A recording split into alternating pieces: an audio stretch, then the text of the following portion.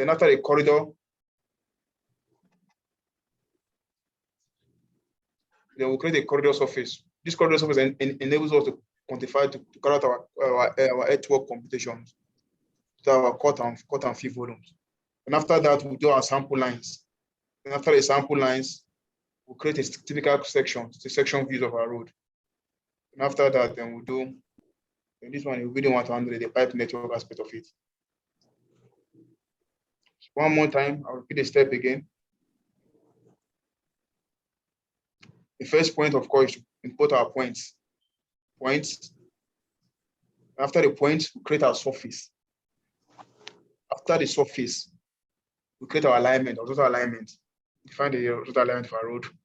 And after the alignment, we create the alignment will now duplicate, bring out the profile, merging our alignment and our surface together to not bring the profile out for us. On this profile, we'll now determine our vertical alignment, our cut and fill. And after that, we'll create an assembly, typical cross section of our road, and apply it on the alignment. After that, we'll create a corridor. And this corridor we created on using that typical cross section we created initially, and to apply the corridor we created. So after the corridor, we create a corridor surface. This surface enables us that we create a boundary where it will compute our earthwork. Let's say I'm having a width, a total clearance width of, let's say, 9 meters. So along that 9 meters, now that 9 meters will be like a guide in the boundary where my earthwork completion will be done from the corridor surface. And the sample line to cut them at the changes. Let's say I'm using 20 meter interval, 25 meter interval. So the sample line, this thing will be created at interval, 25, 20 meter interval. Then after that, we'll do the section view, which is the last aspect of road design. Then we can now go to the pipe network. So this is basically what we'll be going through, what the course will entail that we'll be going through.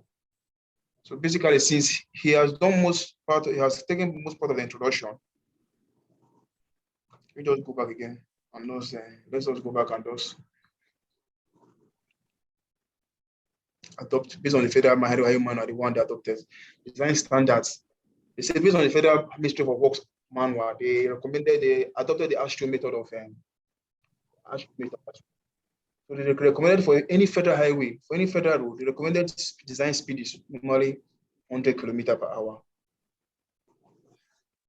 100 km per hour is recommended for the design for horizontal and vertical alignment for federal roads. Then the typical road cross section based on federal highway manual recommended for a 2-lane carriageway. We're having a width of 7.3 minimum.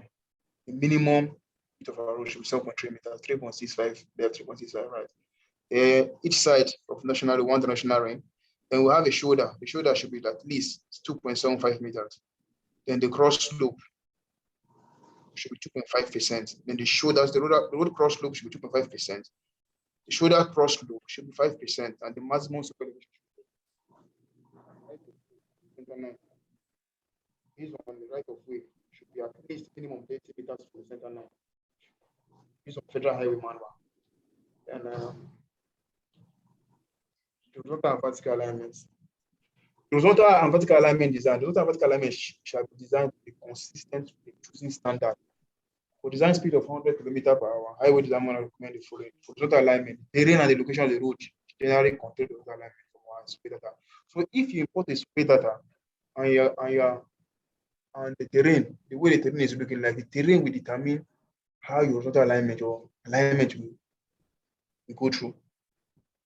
Let's say I'm having a terrain that's undulating, so the alignment will go through how the road is undulating. So the survey data they imported into this survey.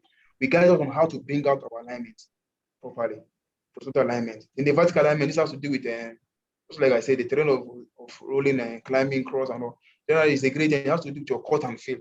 How you balance your cut and your fill. Where you have the cut and the fill. That's also the vertical alignment. And the maximum gradient specified based on the vertical alignment should be at least 4%. Strictly. But if it's some terrain that's around you to go above that, then you provide some safety guidance on the road. Then the vertical curve. You can see for vertical curves, some cases for economic condition, unequal legs of tangent length shall be used. Design vertical curves. This situation occurs in areas where larger cut of field would be experienced. You can see, based on the Federal Highway 1, they've recommended that the maximum gradient should be 5%. The minimum length of a grade should be between 250 meters. The minimum K values of vertical curve should be for a crest vertical curve should be 50, for a sag should be 35. If you are doing a road design now, the first point of call, like a road design for the ministry or the agency, the first point of call to see my road design is down to see my vertical and horizontal alignment. Because once my vertical and horizontal alignment meets the required standard, then the rest, all the rest, and your cross assembly, your cross section will now fall in place. So they will not check for this your K values and the length of your vertical curve. We'll check for the crest. If it's below 50%, if it's below 50, we'll say, well, why is it below 50? They will not check for the length of the curve. If it's still below, they'll ask you to go and raise or cut down the road. The same thing for the sag as well. It should be, the minimum should be what? 35 for the sag curve. So the minimum length for a vertical curve is based on the manual specified is 150 meters. Then for horizontal curves, the minimum radius is 200 meters. And the maximum radius is above 500 meters shall be used in the design. So for horizontal curves, minimum radius of 300 meters shall be used in design for horizontal curves. These for elevations, based on the federal one, specify maximum of 8% for elevations. Then this passing and stopping side distance. The passing and stopping side distance, the passing and stopping side distance shall be based on the minimum requirement for the design speed of 100 km per hour. As you can see, this stopping side distance, the minimum required length required is 100 meters. For the passing distance, the minimum required is 600 meters. You can see 600 meters of the vehicle coming for you to take. So that's what is specified. So the pavement design, this one has to be. Pavement design shall be hinged on a number of factors such as the strength of the existing foundation, the pavement quality, the available soil, the community standard axial load from design period of 20 years. So these have to run your axial load analysis, carry out your text for the various materials you're using before you now propose for the pavement design, the depth of each layer for the sub base, the base course, the wearing and the binder. So as observed along traffic route, the minimum pavement thickness is between 50 and 75 mm in accordance with this of the Federal Ministry of Work, Federal Ministry of Work. They specify based on Federal Highway Manual, most of the designs specify they should use 60-40 for the binder, then wearing 40. So the new pavement structure being proposed for the road is as follows. You can see for sub base, we have lateritic material, CBR should be better than 30%. For stone base material, CBR should be better than 80% soaked.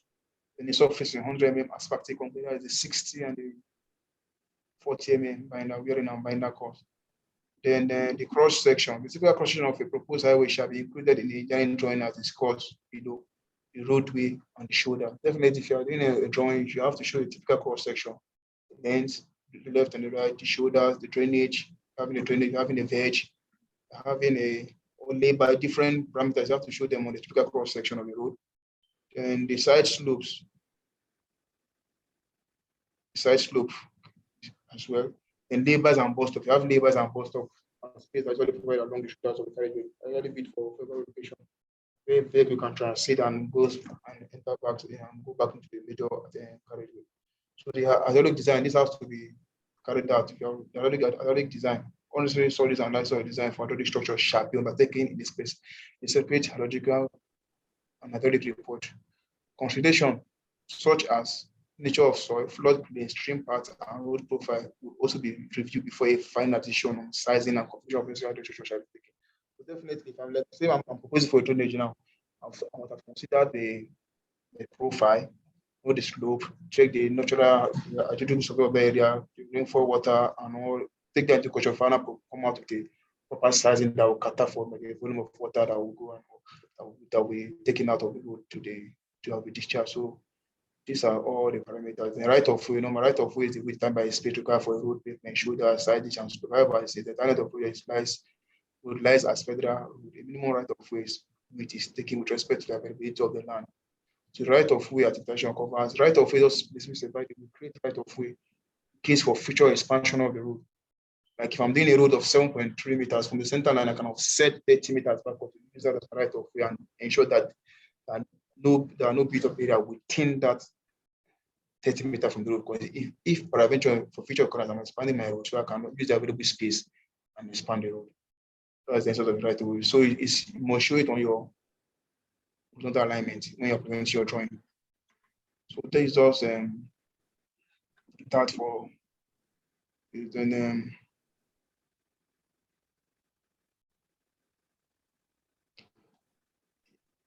so he has gone through this the introduction. Road selection and design depends on one, the nature of the subgrade. If you want to carry out a road design and analysis, you have to, these are the considerations you put in place: the nature of the subgrade, the traffic and the drainage condition, the construction time available, the supply of local and imported materials, the engineering equipment, the personnel, and the experts available. You can see this now showing a typical road nomenclature. This is a true cut on the road. You can see they cut the whole of this hill down. This is a side hill cut. This is a shoulder of the road here. This is a travel way. You can see this showing the bearing course, the base course, and the subgrade. And this is a feeder. This is a cross culvert carrying, taking out discharge from the other side, the culvert. So road design nomenclature. The completed design must then meet the requirement given for the load class and allow safe and efficient traffic movement. So I'm designing for a road class A, class B, class C. Based on Nigeria, so we have class A, the federal road, DC. We have local street road. We have what do they call it? We have state road. We have local roads, and also we have to design based. The design must meet the road class for that particular road we are designing. The load carrying capacity of a road surface depends on the stable support of the subgrade. Definitely, if you are doing your road, you want to ensure that your subgrade must be stable. I cannot go and put a load on the meshing land. I have to treat it, stabilize it, carry out stabilization and all, and make sure that subgrade is stable. For now, build on it, my base course, the sub base and all. The sub-base stability requires adequate drainage and proper load distribution by the surface and base course. So definitely to take out our waters out. Then the surface and base course sufficient thickness and quality to spread the wheel load over the subgrade are necessary so that the applied stress is less than the unit load capacity of the subgrade. For safe and speedy traffic movement, the geometric design requirement for a given class road must be met. So all geometric design for a given class road must be based the length of your curve, the curve radius, for vertical alignment, the gradients, and all. And design speed, they must be met for the given road class. So this is a typical road cross section. I need to make clear. You can see this showing the interceptor ditch. Original, this is a cut, this is a ditch, this is a surface course, this is a base course, field, the shoulder, crown, the travel lane. So we're going to the proper design itself, geometric design. The geometric design process begins with a good quality topographical survey. If you want to carry out a geometric design, the first thing the surveyor needs to do, the first thing we'll go for, we'll call it a collision survey.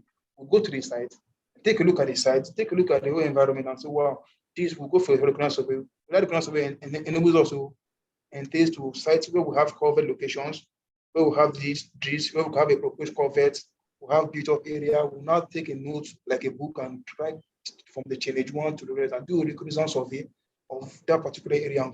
Then before the survey, we'll now go and do a detailed survey of the area, come out with the detailed survey of the area, giving us the eastern, the northern elevation and the raw description of the area. So in the most cases, a minimum of 4 or 5 foot content level is required to clearly describe the terrain. Design process can be described in the following steps. You can see for the paper, draw the central line of the topographical survey, plot the center on the plan and profile paper, calculate the grades, the degree of curvature of the horizontal curve, the curve length, and the vertical curves. These are for geometric design. Compare the values of the 3 steps with the road specification. These 3 steps now, you now compare with the specification of the road based on whether it's a federal highway, whether it's a class A, class B, or class C, and class Z road. Now compare with the specification based on the federal highway manual that it entails. For a given length of a road, you have the minimum coverage you use for that road. Based on the federal highway manual, you now compare them and check if they meet the standard. Then you adjust the center line if possible to reduce over-calculated grades and meet horizontal vertical cover exceed the specification. Definitely, we need to adjust the center line to reduce over-calculated grades and meet the horizontal vertical cover exceed the specification. Then the next step, we draw a typical cross-section, then design the required drainage structures, hydraulic structures, whether bridge, drainage, or retaining walls. Design for them. So the gradient alignment, before building a road or airfield, the engineer must determine the best vertical and horizontal alignment for the facility. If I'm to design a road now, definitely I must adopt a best vertical and horizontal alignment for the facility concerned. If it's supposed to propose a horizontal alignment that is going, let's say it's going towards some buildings, I will decide to shift it back and ensure that it passes a good terrain. Then they design both the horizontal and vertical alignment to keep side distances to minimum. And define the route of series of straight lines and curves to meet at stated mission and capacity. The horizontal alignment and vertical curves. The principle of horizontal alignment are summarized as below. Tangent, which is tangent includes a straight line, should be as long as possible. If I'm designing a road now for horizontal alignment, my tangent should be as long as possible. Not for me to be introducing, say I'm doing 50 meters. Now 50 meters, I'm introducing a curve. It's not a good design. Let my road be as straight as possible. Based on the federal highway management, specified close to, I think it's 750. I should have a straight tangent before I introduce a curve. So a tangent should be as long as possible because the shortest distance between 2 points is a connected straight line. So a terrain condition, however, suddenly permit the construction of the road to take 2 points in one tangent. Like if it's a situation that I'm having a terrain that is undulating, that is not straight, therefore I would also have to introduce those curves at those parameters. If you come to somewhere like this Enugu road, if you're going to Enugu, you see those curves introduced there because of the terrain, the nature of the road, or to those hilly terrains. So you just have to introduce those curves to reduce the gradients. Because if I'm going there, if I say I should go down straight, my gradient there will be as high as more than going to close like 50%, some above 8%, 9%, 10%. So introducing curves will reduce the gradient of this thing, the gradient on that terrain. Then the terrain condition, however, only permit the construction line route between 2 points. If engineers should make each standard as long as possible, limit the number of curves, provide stress, and thereby improve the road capacity. We try as much as possible to limit the number of curves on our road. To limit it, let's have straight tangents. But if you are designing a road and you are not introducing curves on that road, then there's a problem. I cannot design a road that is straight now. I'm going from Abuja to Lokoja now, and it's a straight tangent. I'm not introducing a curve. I'm causing more danger on that road because that road every day most of the drivers they won't be conscious of the safety on the road. Some might just slip off. So I have to introduce curves on that road to make them active. So if once they drive, they'll go take off, go. If I design it on a straight tangent, advisable must at least at every 1,000 meters, 1 kilometer can have a curve. Time to raise a curve, so the drivers will be conscious of that. There's a curve here, but if it's a straight tangent now, some might just slip off on the road and just drive. So make curve as gentle as possible. Long, gentle curve increase the capacity of the road by permitting high speed.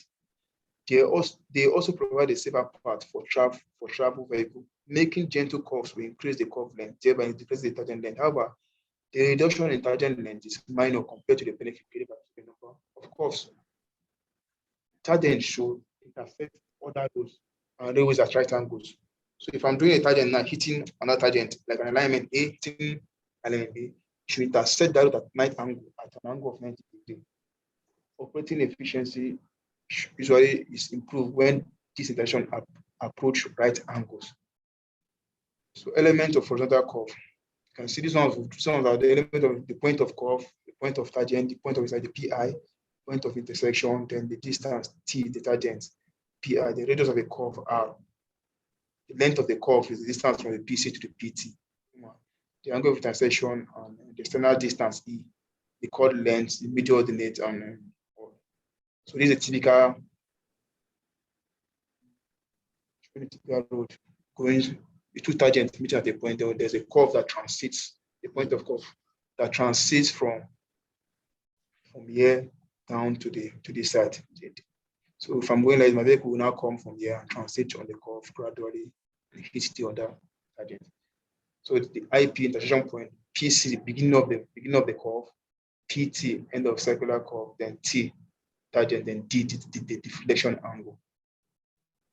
The the I internal angle, M the mid ordinate length of the curve, and this is the formula for calculating that. These ones are things we don't carry out through our school days. So these are the formulas, typical manual calculation, the length of the deflection angle, we'll get this, and we'll get the radian, the tangent, T, the radius is this. Then from there, we'll get the length of our curve and curve length. So this one, the software will do this one automatically, to calculate this automatically. So the standard distance and the vertical alignment. The capability of a vehicle or aircraft using any particular route determine the maximum allowable grade that should be established. However, other factors will be considered. Specific grades can be installed where speed and capacity are not essential. Wherever possible, grade should be lesser than the prescribed minimum values. So, same thing. Plotting a vertical curve, plotting a profile view. Do that one when we go to the software proper. And vertical curves. Types of vertical curve, we have the sag and the crest, that's overt and invert. So element of a vertical curve. The second vertical curve is stop to do the first vertical curve includes the following: the PVI, the point of intersection of a vertical curve, PV is the point of a curve, and PV is the point of a tangent, the length of curve, and so this is the formula for calculating the parameters: A, the gradient, the change in gradient, and K is the constant, L over A. So K for 100 km per hour, the K should be what? 50 for crest, 35 for sag, the minimum K value. So if I'm designing a road based on, let's say 50, let's say I'm designing a road for 100 km per hour, I'm having a crest value, K value, less than 50. So once I'm doing the vertical alignment and the profile, you see that if I'm having K and a K value less than 50 for the crest vertical curve, what it entails is that whether I'm having a cut or a feed, I just have to go and reduce my cut or increase my feed. So for the K value to balance, that's what the K value entails for. Either you have to either cut down or you fill up to balance the K, to get the actual K value and to come out with this grade, your gradient, your G1 and your G2. So when we go through the software, we'll see that properly. We'll see the application of all these parameters properly. So this is a manual application of a vertical curve. K 150 over this is 49. Therefore, the curve is adequate. For which one is for a sag. So these are just parameters we use. The basic introduction we use, we carried out that entails us to for design standard for the road. So definitely, so we're starting now with the survey data itself.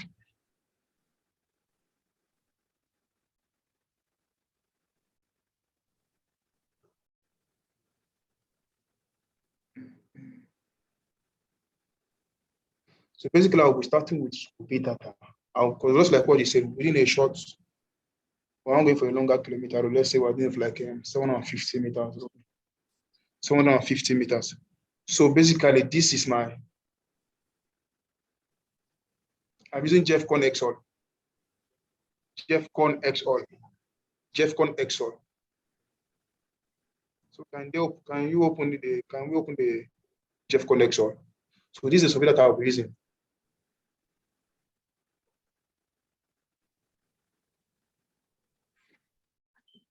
The first point of call is once we are done with our reconnaissance, we'll go to the site, get an on-site and what they call it, on-site view of the site, how the terrain is looking like, know where our covered locations are. We'll have critical coverts. We'll have to propose for a cross covert, critical covert, and pipe rain covert, and all. We have done that details of at each one of these. The next point, the surveyor will now go and carry out the details of it, which is this one, this values, detailed topographical survey of the area. So that details topographical survey of the area will be given to us like this. It will be given to us the easterning, the northern, and the elevation of the area. We have the easterning, the northern, and the elevation of the area. So we have the easterning.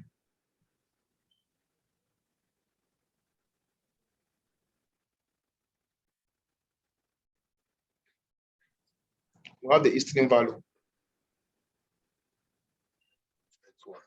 XYZ.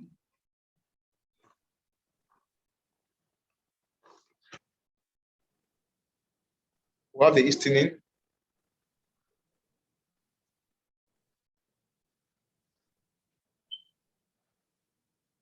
We have the noting.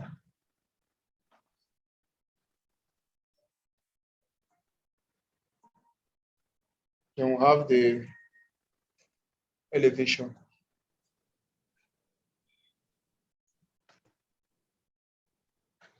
So these are the basic parameters the surveyors go to decide and get correct using their instruments. Either they use what they call it, they use TASOS, high target, differential GPS, or they use data station. So we use it to get these parameters for us. And we can still get these parameters using if we want to using our Google, what they call it, Google Earth, can georeference the area from there and extract the data. But there will be some difference compared to the on-site data collection. So the same thing. So we have the history, noting, and elevation. So if it's well, she gives us this data now. Once it's done, they're going to send the data for us in a raw format like this. The data. So we're having this, we're having the data like this. The next point of call now, is to now check the format in which data is being saved or sent to us. We'll now check. There's a format in Civil 3D. If you're comfortable with any, it's using Civil CAD, casting or Civil 3D. If you're comfortable with any of the road design software, you have the format. We have pen Z. This format we call pen Z, pen D, pen Z. So depending on the way the surveyor saved the data in Excel format, that's the format we now use calling the survey data into any of the software using. So this format entails this. We have P, E, and Z, T. So the P stands for point number. The P stands for your point number. The E stands for, that is your listening.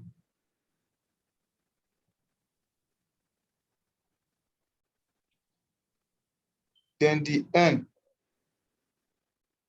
stands for your noting.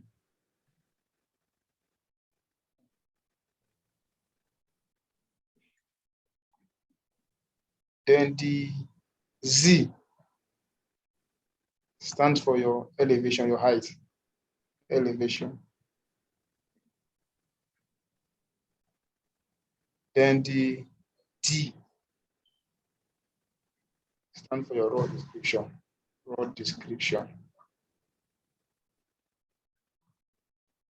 So you can see, pen Z, the P stands for your point number, the E stands for your estimate value, the N stands for your noting value, the Z stands for your elevation, and D stands for your raw description.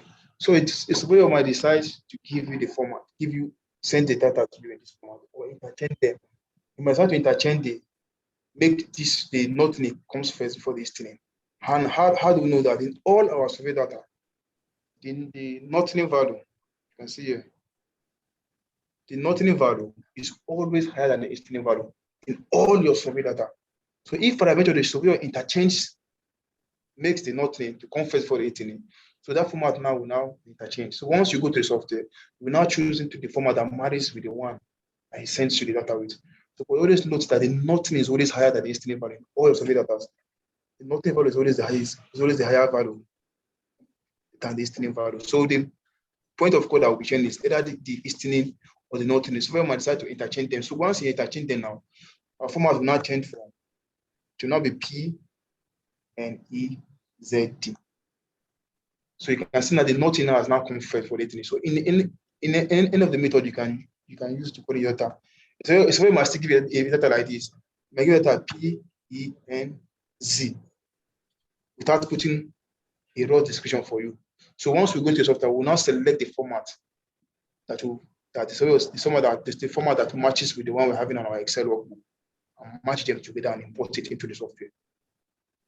We'll now be playing with this parameter and we're checking on, okay, so I'll go to my Excel and say, okay, this is my Excel now. Say, okay, this is my point number. The first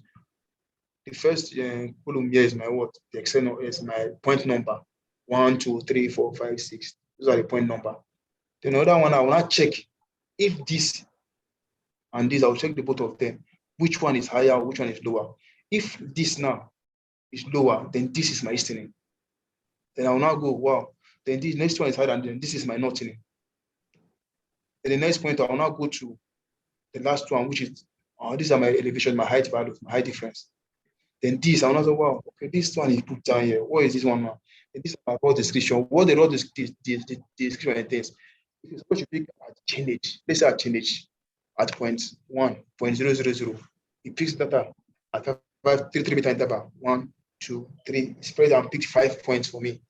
Or 8 or 5 or 10, 5 points. 3 is 15 meters. It covers 15 meters and goes down straight.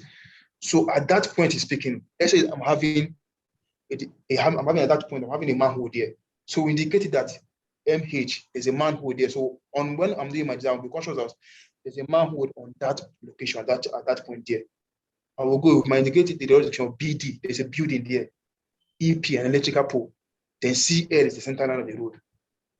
The FD, broad description we give, but this abbreviations, he might have given you the full meaning of the abbreviations he used. So this description means that as I'm picking a point here, I'm having an item there like an obstruction. I'm saying, okay, EP, there's an electric pole at that point. Electric pole, manhole, there's a pipe, there's a cable line. So I'll be able to know that at that location, there are those items there. So that's what the road description stands for at that point. Then the CL is the center line of the road. Like me, if someone wants to give it, I always advise them to indicate the CL of my road for me. Then indicate the center line of my road for me. Because I said that center line will not guide me in drawing my total alignment perfectly well. So that's what this one entails. So peradventure, this, he gives us this and the nothing. Peradventure, this now comes first before the listening. So the format now will now change will now be P and EZD.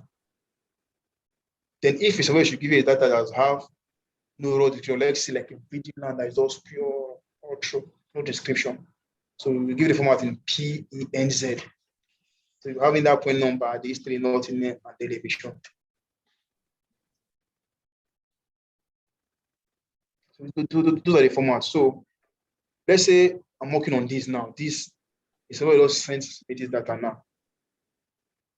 As I said that, and I checked the format we saved in all, whether you are using civil card, casting, or civil trading. In all our road design, this format we saved. This format we save it in Excel to import to the software. We call the format CSV, comma. You can call it the format we saved in. You can call it CSV, comma, delimited, or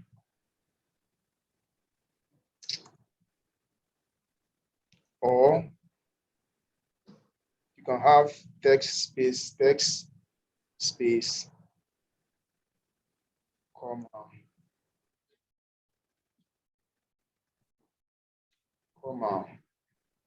delimited as well. Delimited. So these are the formats you save the Excel, the survey data before you now export it into the software. You save it in the CSV, comma, delimited, or text space, formatted, comma, delimited.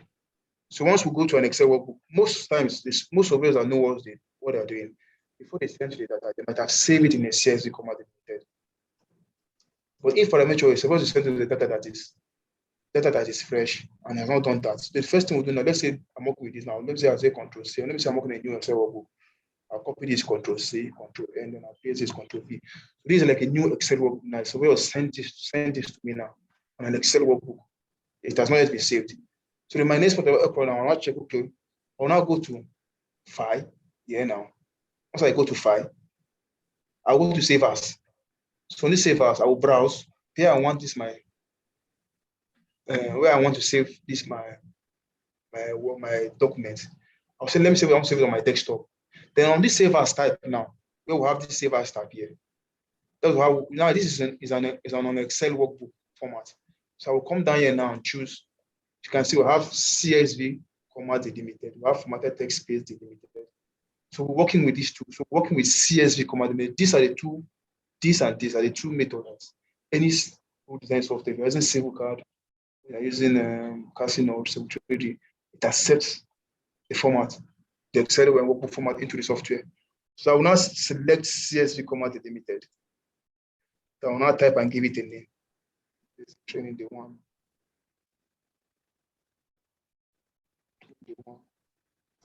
So I will save it on my desktop or on your documents where you can easily access the folder. So I'll save it here. I'll click save. You have now say yes. So now I've now saved this file. So that are in a CSV command delimited. Since I've said this now, the next point of call now is to now go and import my survey data into the software now. So I will now go into the software. Okay. So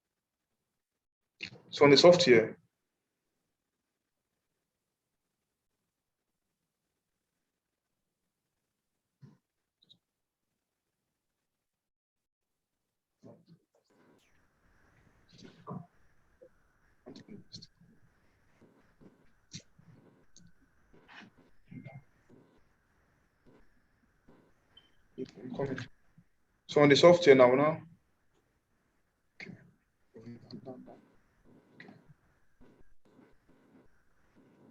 So on the software now, we're now going to the software proper and now access the interface. A lot of people can open. So this way I will now go back on my slide now.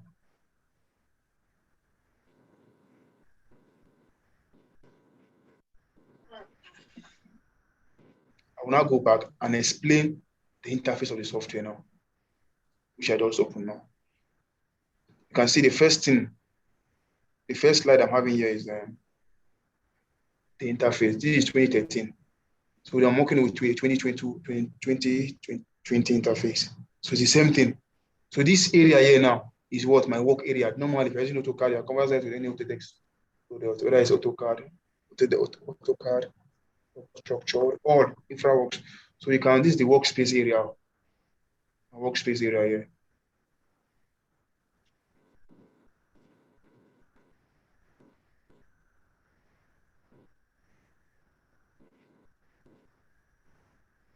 So the next point of call is what?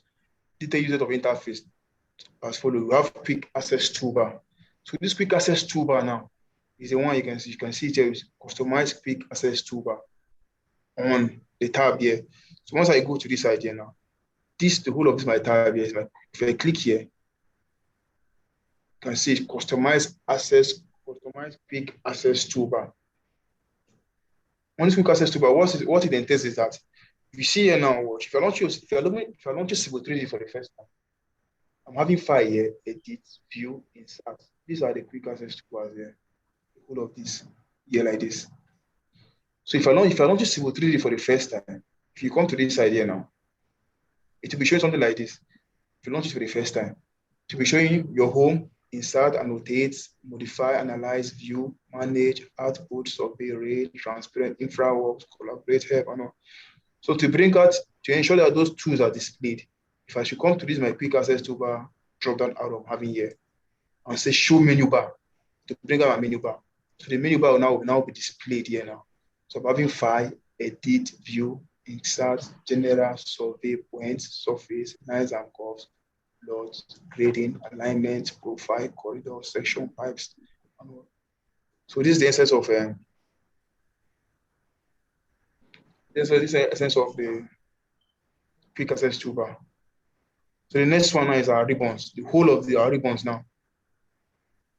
These are our ribbons here. The whole of these are our ribbons. You can see on home, we have this. On insert, we have this. On annotate, we have the whole ribbon. We have modify, we have analyze, we have view, we have manage, we have output, we have survey, we have rail, we have transparent, InfraWorks, collaborate. So working on home tab. So the whole of these are our ribbons assigned under the home tab. Insert. So the whole ribbon assigned under the insert tab. So we'll leave it at default, the home tab.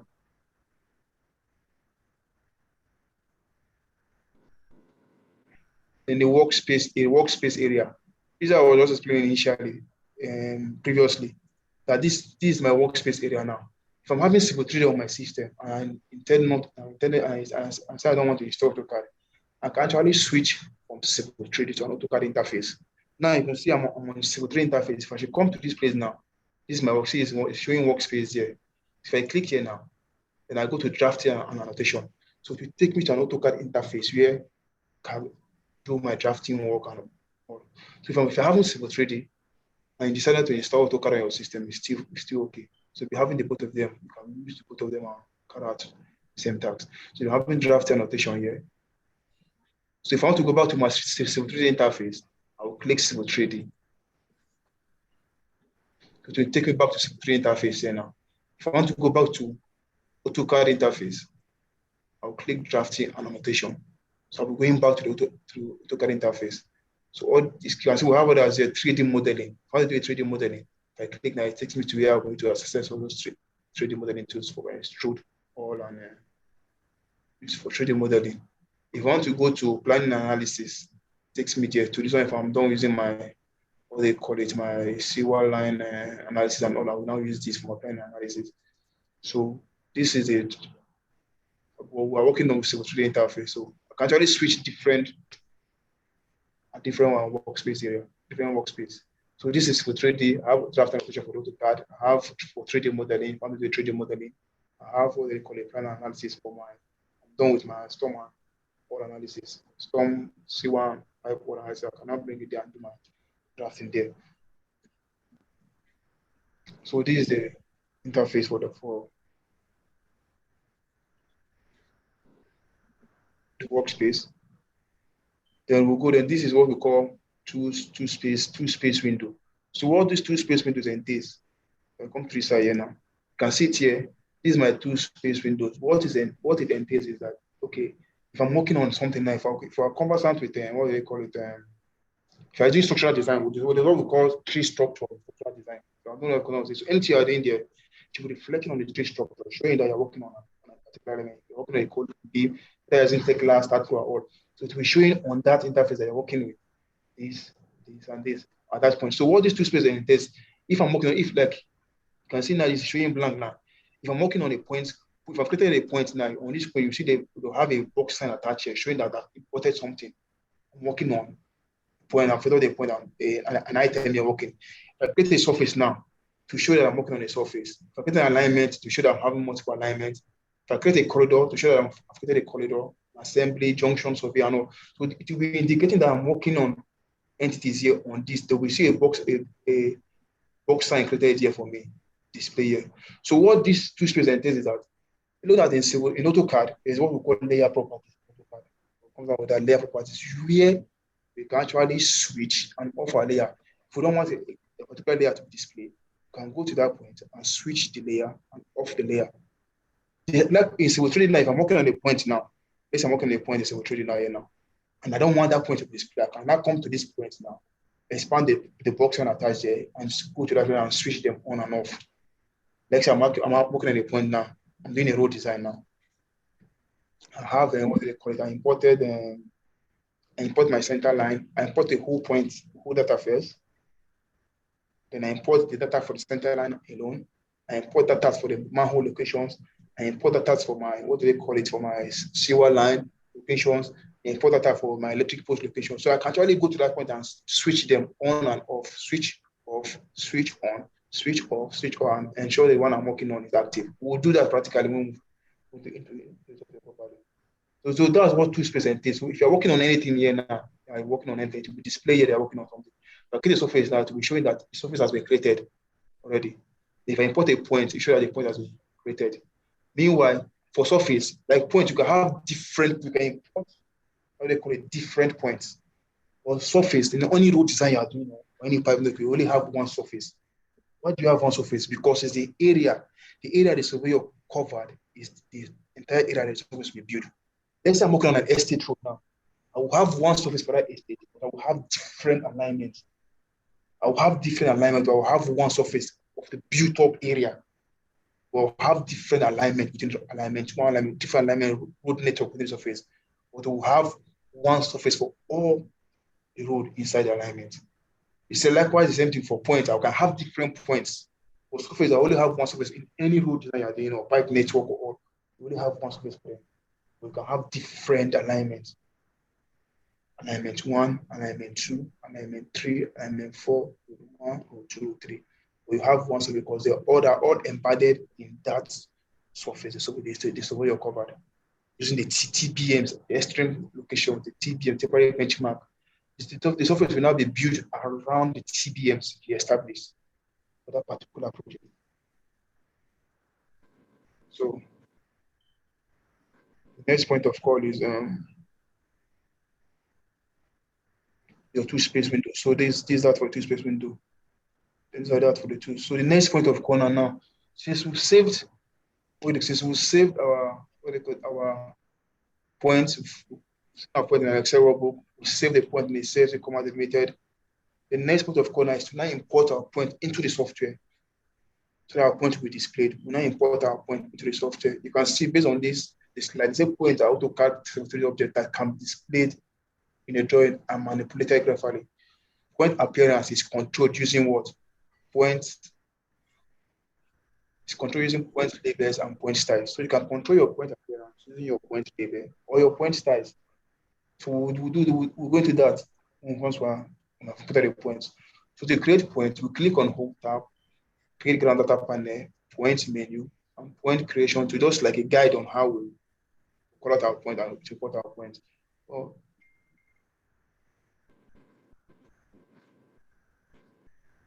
So at this junction, since we have the what they call the manual, we'll go with the manual so that for ease of practice. Let me go with the manual. I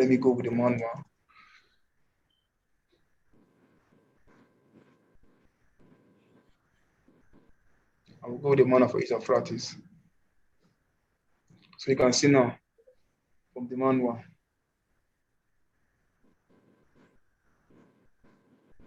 From the manual for the ease of practice for the manual, I'll go with the manual so that we can follow the step-by-step approach to get to our destination.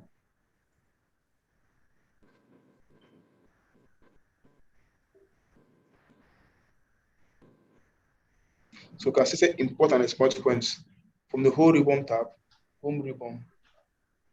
Select two space from the palette. Then from the two space, switch to active drawing setting view, which you can see now. This is also from our home ribbon. This is our home ribbon. Yeah. Select two space. If I should click on this two space now, see it goes off. Once I select two space back, this thing, two space, this thing, and dialog box shows up. So that's what the manual entails is also explaining here. So from there, from the two space, we switch to active drawing settings. So from here now, we now go to active drawing settings. You can see this one here now. You can see we have two bars here. This is where you print out your report on your designs. The report for your designs on the report. This one is for survey. The survey. Then see the active to these settings. If I click on settings, it takes me here. Settings. Then we'll click on prospectus. So it takes me here. So we're working on. So we'll go back to our manual. Then from the active drawing settings view, select what the prospectus tab. So you can see now, I'm on what the prospectus tab here. If I click on settings, it's showing the general active drawing settings, the settings here. Survey is showing this assigned to survey. Then toolbox, this is where you print out your report. Then I will so we should select prospectus. To select prospectus. From that prospectus, then from the drop-down menu, right click on what point group. So from the drop-down menu, we'll now right click on what point group and click new. So we'll come to this point here now. Right click on what? Select point group, right click and click what? New. So on this new now, then the point group properties page opens, which you can see here now, displayed on the screen on my page 2. You can see that is what is displayed on my screen here now. Point group properties menu and dialog was showing here now on the screen. So from here now, from the information tab, rename the point style. So we'll now rename the point style name. So the point style name now, let's say I'm importing a point now. I will now rename point style. My point style name. So what from the front I rename the point style name. So I will now come to this point here now and say, okay, I'll come here and rename it and give it a name. So okay, give a 1 point. So once I'm done with this now, I will now go to the next point of call. I will now go to what? I will now go to editing default styles. So I will now go to point style, select basic and click on the edit button beside it.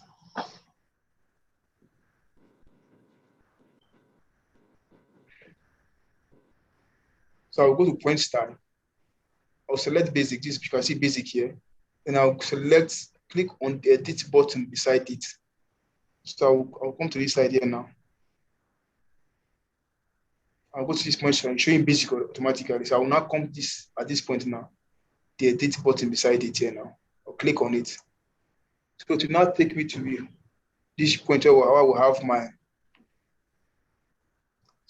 I want to have my marker style or marker size under the marker tab. So you see now if you come to this downside here now, see this dialog box now displayed here now. So come in now, we have marker. On the marker type, we have the marker size and we have the marker style. See it here, marker style. So what is marker style entails is how the point will be imported and how it will be displayed on our screen. So on the marker style now, we try to choose to give it this marker sign like this, or off this and make it a zero marker sign to display my point. Then on the marker size, I can start to reduce my text height. What this entails is the text height. I can start to reduce the text height to be 1. Then once I'm done, I'll click what? I'll click OK and return to the point group properties page. So I'll click this OK here now to take me to the point group properties page. So I will now go to my point label style, repeat the same step as well. I'll select the point elevation description and point elevation and click on the bottom side to edit, like the same step as well. I'll come here, point label style showing point elevation description, which is active. I will now click on this, my edit box, and it's taking me to layout here now. I will now click on what? It's on general. So the next step of thing, I will now select layout. What this entails, I will select layout. So it says switch to what? Layout tab. So if you see it now, switch to what? Layout tab. So then I'll switch to layout tab. So I will now go to my layout tab here. So on this layout tab now, we have 3 things here. And that's like what I said. We have the point description, point number, and the what? Point. We have point description, we have point number, and we have point elevation. We have 3 things we're carrying out there. So what this point description entails is that 1, I'll select this. I'll go to my text height here now and reduce my text height. Then I'll click. I reduce to 1. Then I'll go back to point number. Just give it the same text height as well. 1. Then I'll go to point elevation and make the text height as well. 1. Once I'm done now, I'll click apply. You can see it has not reflected here and the text height has dropped. And I'll click OK. So I'll now click, once I'm done with it, I'll now click what? I'll now click apply, then OK. Then I'll now click apply and OK. So I've now modified that.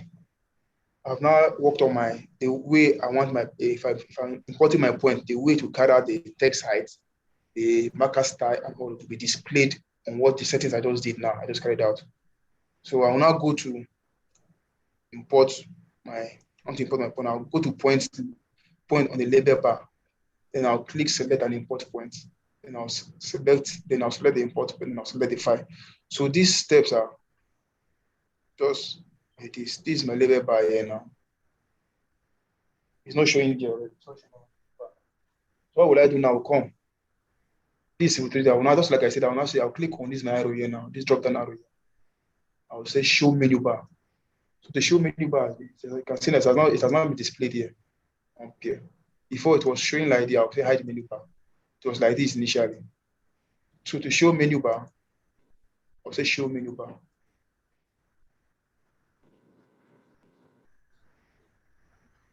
So show menu bar. So since it will 3D, based on this manual we have here, there are three approaches. There are three approaches you can import your points. If I'm to stick with the manual we're having here, I'll show you three approach. You can see the first one you say there is go to point on the this was the menu bar, not label bar. Then click and select import / export points. Then you click import points and select import points, then select the file and import the points. It will be displayed on the screen like this. So let's go through that step. We'll go to points now on the menu bar. This is the point here now. This is the first step. The first approach I'm showing you. I will show you guys points. You can see you show me import and / export points. I'll click on import point.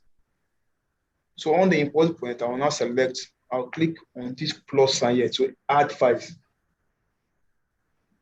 once I add file now, you can see now, if you're using the software for the first time, see this file type I showing here to be showing like this, to show like this all files for you.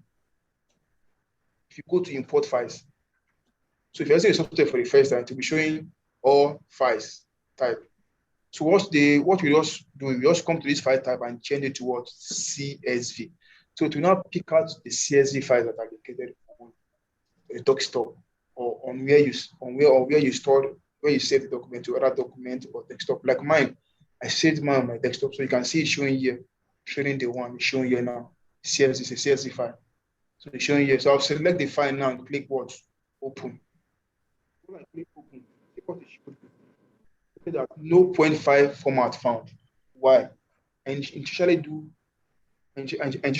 make this, intentionally ensure that these things should also happen, so that I will explain to you guys on the challenges you face when importing your points. It's very critical. When I'm importing my points now, the first thing I have to ensure, if I'm done saving my points, I have to ensure that that Excel workbook is closed. If it's open, to ensure that there's an interference from somewhere blocking. You can see mine here now. It's open. That's why the software was not displayed, was not imported into the work with the software that was not imported into the software. It's showing it's open. That is the first you encounter.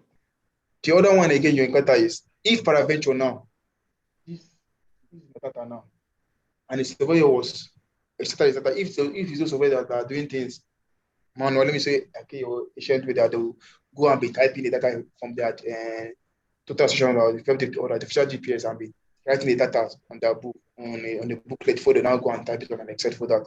Instead of them pulling out the card and inserting in the signature and copy and extract the data. If peradventure they are typing the data and they make a mistake and peradventure put a comma sign here like this, a comma sign. Once I imported that data to show that there's an error somewhere, there's a conflict somewhere, to see this comma as a different entity. So you just have to ensure that you check, to give that location where that point is happening. To ensure you check, you go back and check the Excel folder and find that one that's having a fault that has a comma sign. So and you take out the comma sign before you now save and import. That is the second challenge you face when importing data. The first one is if the Excel workbook is open and importing your data, it won't be displayed on the software first.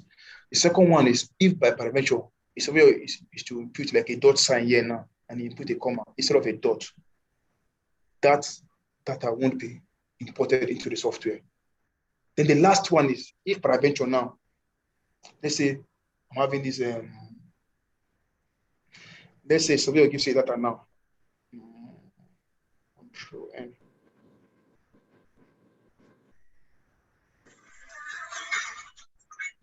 Let's say software gives you data now and they type here P point number.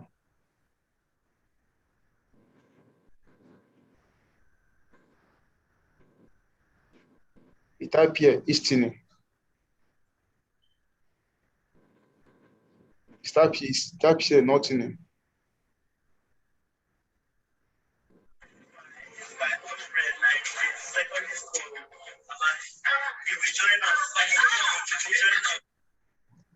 And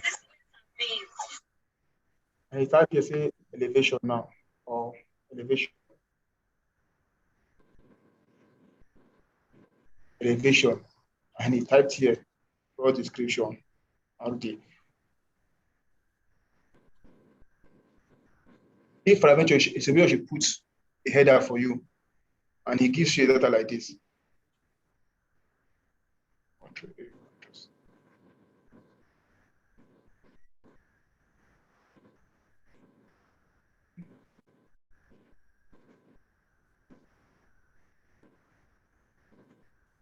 And he gives you a data like this.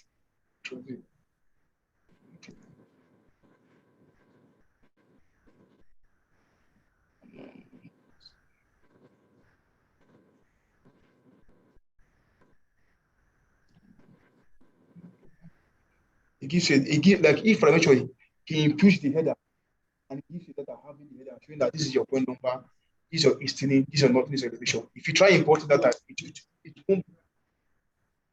it won't display on the Excel workbook. Let's say something like this now.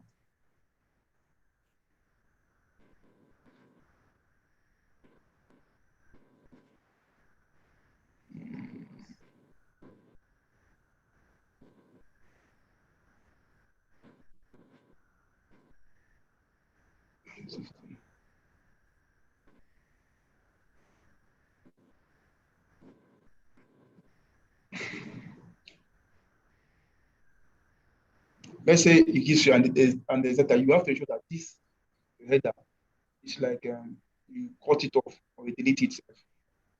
Delete the header, entire row. So ensure that the header is deleted before you put it. Because if you see that entity as a different entity, because the point of call is just like I said, is a number, it's not the elevation. But it has those information, those header on the top. So we see them as a different entity. So once you try importing it into your software, we show you this error that this that it showed here now. No point 5 format match found. That's what will be displayed. So these are the 3 things you encounter when importing your software, calling in your software data into the software. If the workbook is opened, you have to ensure that it's closed. If you have the software made a mistake, instead of using a dot, you put it a comma sign. And if the software that has a header displayed that this is your estimate, your nothing, and a write-up showing that the header of the title of those columns, you have to ensure you delete it before you now import it into it. So those are the 3 challenges you face when importing your points. So now, for me to bring out this point, now what will I do? I'll say, okay, I'll close this. Now I'll go back to this, my Excel workbook. I'll click like this. I'll say, okay, I'll save yes. The next thing I will now I'll click close. I'll say don't save. So it has now closed. So I will now go back to my point again, my point now, and go to import points. And I'll select my folder and ensure the file type that is shown here is CSV, not showing this. And so I'll select CSV as a file type showing here. I will now select my folder. I will now click open. So when I click, we can see that it has still good, showing that the file is now recording, showing that there's no obstruction or no obstruction, showing that March is selected 0.5 for all. So you see that it has sticked good, showing that the file has now displayed here. So the next point of contact, I will now come to this point now, specify the 0.5 format. So you can see this I was explaining to you initially. We have ENZ. If a software should give a data that has already listening, the noting, and the elevation. So you select this format to match with the one that you're calling. Let them be on the same format that you're calling in. You can see we have here NEZ. This software has interchanged the noting and make the noting comes first before the listening. You can see it here now. So the noting now comes first before the listening. So how do we know which one is? I explained the noting is always higher than the listening value.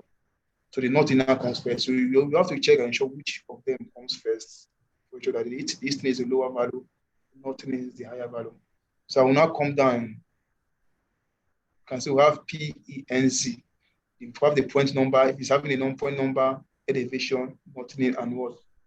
the point number, easting, nothing, and elevation, comma what? Delimited. You have PENZD, point number, easting, nothing, elevation, and what? The description. You have some PNE. You have the point number, the nothing, the easting, comma delimited. You have this one now, PNEZ. You have the point number, the easting, and the elevation. So you also have to check the format and ensure that what you are calling it matches with the format you are selecting to like combine to match the both of them together and combine the both of them together. Like you see this one, see what is displayed here now, the preview. If you watch on our Excel, the preview was not like this. So if I should come to this one now, seeing the preview, now that will give me the actual preview that will replicate what I'm having on my Excel work. So if I come to this and I see the same thing, showing the notice, this is not what I'm having on my Excel work. So I will come, this is what I'm having. So you see now, this is showing the point number, the easting, the nothing, the point level, and the raw description. So this is what I'm having on my Excel workbook now. So I will now ensure I check what I'm having to match with the format I'm specifying here in my Excel workbook. So you have to ensure that you play with these two, the easting and the nothing, know which one comes first. So when you might decide to interchange it, know which one comes first before the other. The nothing is always is higher than the easting value. The nothing is always higher than the easting value. So you know when it's already interchangeable both of them. No, if for eventual the nothing comes first now, I will now select what this one here now. You can see it now, PNEZD. I'll select this one here now. So if I've selected the right format here now, which is this NZ, comma delimited. The next point of color, what will I do now? I will now, if I should also come to this point and click OK directly, then I'll go to my screen and ensure that my point will be displayed. My point will never be displayed. I must ensure this box I'm having here, I add point to point group. It must be checked. If it's not checked, then this thing will be displayed. So if I ensure that I add point to point group now, I've checked it. So I'm not adding this point. So this is the 1 point group now. This is the 1 point group we're having here now. It's like the layer properties name for that point group. The one now is like the property name for this point group I'm importing now. Like I'm creating layer, beam layer, AutoCAD, line, AutoCAD, and what they call a window of architecture and all. I can now go and can also go there, switch them off. I've created layers, I'm giving them name. That's what this one I created initially and this. So this is day one now, matching it now. So all the points that are imported here now, they're all assigned to what? Day 1 point group. So the next one, of course, I'll just click OK. So once I click OK, then the point group is not displayed on the screen. The next one, I will now do a zoom extend command. Just type Z, enter, then E, enter. So to bring out the point for me, zoom extend, to bring out data out for me. So this is the point down that has now been displayed, showing the point for me. The point number, the elevation, and what? Description. So you can see the point now showing on the screen. So this is how you go about importing your point. The first approach. Just like I said, I'll show you 3 approaches you use in importing the point. Based on the manual, this was based on the manual. So the next approach is still the same step, but just you go using different routes. So the next one, let me say I'm creating to add another work area. I'll click this plus and I'm having here new work area. I'm having what? Work area 2 now. So the first one I did, I went here, I went to import points and import this. So for this one that is on our slide, they say to create point, click home tab, create ground data panel, point menu, point creation 2. So you can see I'm on home tab now, based on that one. And I'll go to what? Create ground data panel. The whole of this panel here is what's called create ground data panel. The next point, I'll go to points here. As I'm having points here. The next thing I'll go to what? Point creation 2. And I'll go to the last one here. Import points. It takes me down here. So this is the second approach using import your points. You can see when I'm importing my point, my point of emphasis, I'm importing my point now. It's in 3D. If I'm looking for three things. I have what here? Point. I have what here? Point. And I have what here again? Point. So this is the second approach which we introduce now. I say point creation 2. I go to point. I came to this side, add file. I click open. And I select the format which is being saved on my Excel workbook, which is this. I'll add point to point group. Now, there's a talent here now. You can see that the one I did, this one I did initially. This one we did initially. When I went to create point, it was showing me that point group, the point group name I created initially. Those settings I did. You can actually decide to import a point directly and still do the settings. And that's what I'm showing you guys now. I'll do the settings here. So I will come to point, the same thing. And this workbook now. I'll come to point, point creation 2, import point. Then I'll come to add, and I'll select the file format. I'll click open. When I click open, then I'll now select the PNZ. Then this instruction now will not what? Ensure that I check what? Add when. See that there's no name showing here now. So what will I do now? I will now come to this place. I'm having this box and here and select it and say create, enter the name for the point group to be created. So I'll now give it the same thing, one training. And I'll click what? Okay. So I've now matched this and this together now to name this one the point group. So I'll click OK. So the point is not displayed. I will now do a zoom extend command, Z, enter, E, enter. So you can see the points now. See how the points are looking at, clumsy. But this one initially, we did some settings here now. When we were importing this point and make them separate, we know what I did initially. We went to that page, we use the text height, we gave it a marker size, and all. We did that settings. I can still repeat the settings I did here now on this point I'm having here. So how will I do that point settings now? I will select one of the points, the same thing, select one of the points. Then I'll go to point group properties, the same approach too. So to not take me to that first page, the initial one I did initially, that I said I did the settings for, and I imported the point. Now, as I'm going from forward to backward now, how will I put it? So I'll now come to this side here again. You see, basic, I'll now come here and select this press down arrow to select edit option. If I select this, to now take me to that point initially where we did initially, I'll now give it what? A marker sign. And I'll reduce the text size to what? 1. Now click what? Apply and OK. Then I will now go to the point label style, repeat the same thing we did initially. I will come to this edit point here, edit button here again. And I'll go to what? My layout tab and come to these 3 items I have here now: point description, point number, and point elevation. I will start from the first one, point description, change the text size to what? 1. I'll go back to the drop-down arrow, do for point number, change that as well to what? 1. And I'll go to the last one, point elevation, change that as well to be 1. And I'll now click apply and OK. Then I'll click apply and OK. So you now see that the text size has now been reduced. So it's the same approach too. So if you still clumsy, you're not seeing it, still clumsy for you and still this thing, you can still go as well. You can still go back. You can still repeat the same step. I'll select this again, the point properties, go back to this point again, and maybe reduce it to 0.5. Now click apply, and OK. You can see it's reflecting here. The size is reducing here. Apply and OK.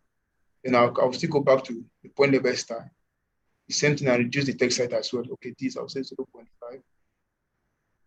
I'll come here as well, point number. I'll say 0.5. I'll come to elevation as well. I'll say 0.5. Then I'll click apply and OK. And I'll click apply and OK. So you can see it now, the text height has now been reduced. So you can reduce them, increase them, and make them visible. So this is the second method of importing your point. The last one is still the same thing. The last one is the same thing. Let's say I'm using this again. So let me add a new work area. Remember the first one I went to point, import point, and import what? Point. It takes me to the dialog box where I can be able to select my point and calling my point. The second one I went to point creation to, and the last icon here, import point. Still the same approach. I'll select this and bring out my point for me. And the last one is this one we have on our two space points. I right click, say create point. I select the point, I right click and say create point. It takes me to this place directly and import the point. So these are the three approaches using importing your points. So anyone that you are conversant with, you can use them. Like me, say point. Let's say how many steps. This is point 1. Import point 2. It takes me here directly. This one is point creation 2. 3 takes me here to where I can import my points. Then this one is right click, create, then I import points. That's the last approach. So now, since we've imported the point now, we've imported our point now. Just like I was saying now, so we've imported our point. The next point of corner is okay. I've imported my point now. Let me say I want to import multiple points on this point I'm having here now. So let's also use today for point importation. Okay. Let's use today for point importation. Let's say I want to import another point. Let's say I want to import another point on this point I'm having now. So how will I do that now? I will now go to, this is my Excel folder, this Jeff connector. Let's say now I want to import my center line point alone onto the software on that point I'm having. I will now go to this Excel folder and use a tool that on Excel that is called sort and filter in Excel. I will say Control A to select all the whole folder. Then I will go to a tool here we call sort and filter. I will say filter, that's to introduce the format sign. So when I say filter, she brings down the drop down arrow attached at the edge of the columns. I will now go to the last one I'm having here, which is my raw description. This one here. I'll say select. I will select all. Then I will now come down to this point here now and select the CL data alone. This one they where those it name them CL1, CL2. How she has given them, give them CL. I will say CL1. I will say CLO, CL1, CL2.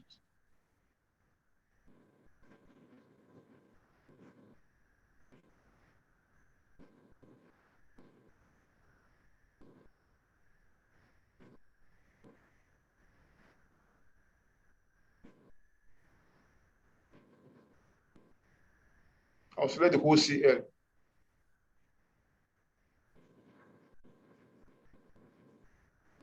So when I say also, I'll click what? Okay. So you can see that it has now filtered the data showing my CL data alone, my CL data.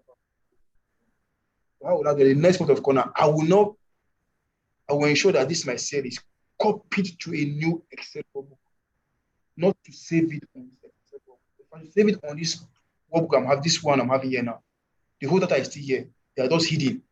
But if I save it now, it should still be showing that the whole, if I try importing this thing now, it's the way it is here.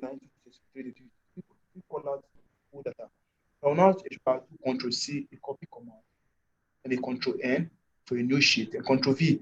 So I've now pasted the CA data alone for the road. I will now go to File now. I will now go to Save As.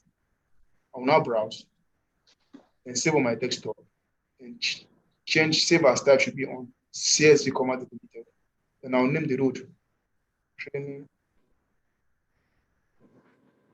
the one. Train the one CL center line. So I'll now click save. Do you want to keep this work? I'll say yes.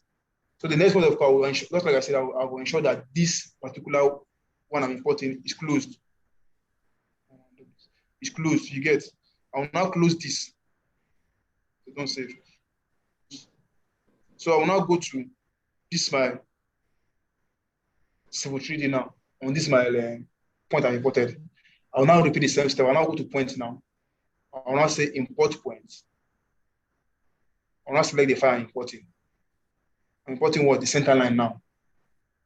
I'll now click what? Open. Once it's open, I'll now come down here and select the format, which is PNZ. You can see them showing now. I will now do what? Add point to point. So the next point of corner, if I should click OK now, that point will be created. I will now come to this point here now and say A1 CL. Get point. So I'm creating a layers for each of them now. This first one is for the whole data. This one is for the feed. This the one I'm creating now. It will now be reflected here now. See now the one CL point group. It's not reflected there for the one I fit. I will now click OK. To tell me that a duplicate point number resolution has been found, showing that that point already exists. I will click OK, yes. So now I've now imported what the center line and the whole data. How will I see that now to carry out, say I want to switch and off the layer and ensure that the center line will show alone, this will show. So I will now go to this point here and I'm having here, this point group here. If I click it and say I'm having how many point group? Having the one CL point group, the one, having the one CL point group, the one point group. So let's say this is the center line and this is the whole data for the whole area this way covered. So I will now select this now, the one point group. Now right click and go to what? Properties. So on this properties now you can see we're having what? Point style here and point label style. So I want this, the whole data should to be switched off, not to be displayed on my screen. What will I do now? I'll change this from basic now. I will say none. The point label style, I'll come to this side and change it to what? None as well. Then I'll click apply and OK. So you see that that's now shown the center line. So the center line will now be displayed here now, showing me the center line I just called in now, the points for the center line. So if I want to take this one off again, the center line, I will also select here, right click, properties. Then I'll go to basic. Same to repeat basic, I'll say none. Point to revision, I'll say none. Then I'll click what? Apply and OK. See now there's no point displayed on my screen. So to bring the point back on, I'll click this now. I'll right click. I'll go to properties. You see this point style showing what? None. I will change the point style to the initial point I was looking for, to basic. Then my point label style, I will go to point elevation and description, point hash elevation and description. And I'll click apply and OK. The point now will display on my screen. So that is it for points, position of points. That is point. You can filter as much as many as multiple. You can import multiple points. 20 your combo line, your EP line, your sequel line, and all. You can put the point on one work area. But when you are creating your surface, you have to, when you're creating your surface, ensure you use the best point to import, which is the full data. Create your, because the rest are still within. You are not audible, sir. Hello? Can you hear me? Yes, we can hear you now. So what I was saying was that these points were important now. This point we imported and we created. Imported and created. When we are going to the next phase of our class, that is for creating of surface by next week, we'll ensure that the one we imported first, which is the full data, the one we use in creating our surface. Because the rest we fit are still within, that still inside the full data. We just fit them. So that is it for today. So by next week, we'll be going into creating of surface. Creating of surface on the point we imported. Okay. Thank you, Engineer Victor, for that wonderful class. Please, we are closing the class in the next 2 minutes. I just want to get any feedback from us. And